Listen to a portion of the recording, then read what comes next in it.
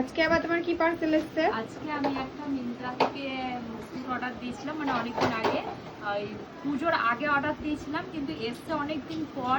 দেখি কেমন কি এসছে স্যুটটা, তো আনবক্সিং করে তোমাদেরকে